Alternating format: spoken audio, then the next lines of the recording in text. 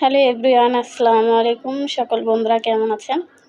তো আমি ঘুম থেকে উঠে দেখি আম্মু কি জানি করতেছে। তো আম্মুর কাছে এসে জিজ্ঞেস করলাম, মুড়ি দিয়া তুমি কি করো? মুড়ি দিয়া কেউ কি রান্না করে নাকি?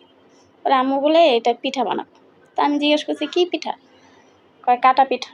তো আমরা কাটা পিঠা বলি, আবার ওই যে কুলি পিঠাও বলে। এক এক দেশের এক এক নাম।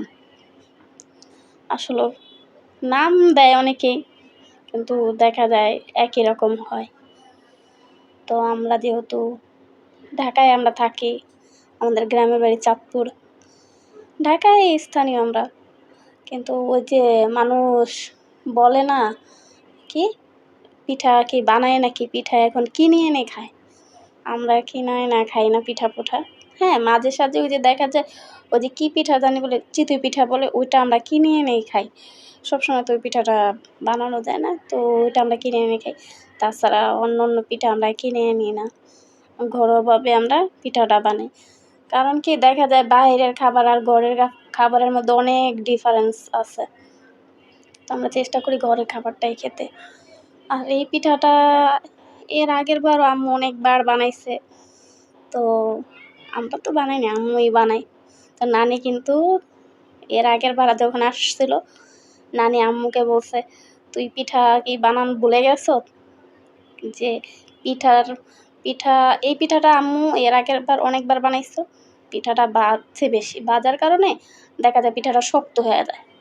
তো নানি এবার আম্মুরে বইলা গেছে পিঠাটা বেশিক্ষণ তেলে ভাজবা না, বেশি ভাজলে ওটা শক্ত হয়ে যায়।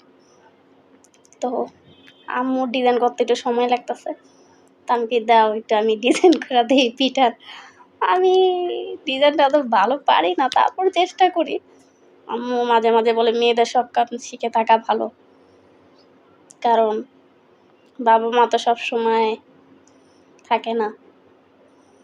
কিন্তু বাবা মা যেই জিনিসটা সন্তানদের শিখে যায়, সন্তানরা সেগুলা করে এবং স্মরণ করে।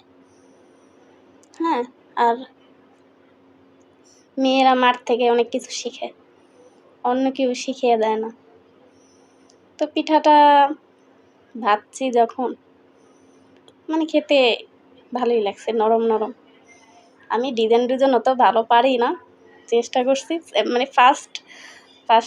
মানে ফার্স্ট পিঠাটা যখন আমি এরকম ডিজাইন করছি হয় নাই, সেকেন্ড পিঠাটা ভালোই হয়েছে।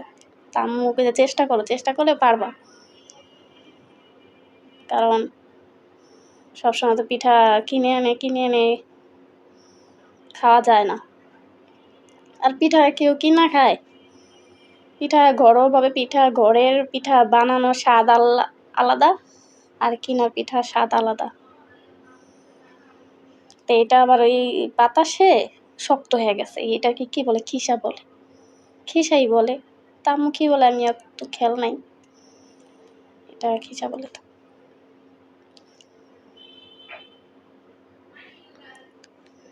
পিঠা ভাজতে ভাজতে আমার মানে তেলের ছিটা হাতের মধ্যেও পড়ছে। তা আম্মু কয় কাজ করস না একটু, অথচ তেলের ছিটা আমার যায় নাই, তোদের চলে গেছে, তোদের হাতে পড়ছে।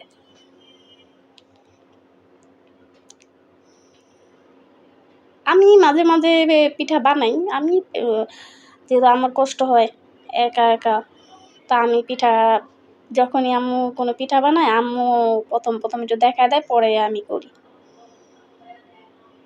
কারণ পিঠাটা এত তো দেখা যায় সমস্যা হয়ে গেলে সবগুলো পিঠা নষ্ট হয়ে যায়। তো চেষ্টা করি আম্মুর সাথে হেল্প করার জন্য। আর আম্মু তো একা খাইবো না, খাই কিন্তু আমরাই বেশি, আম্মু কমই খায়।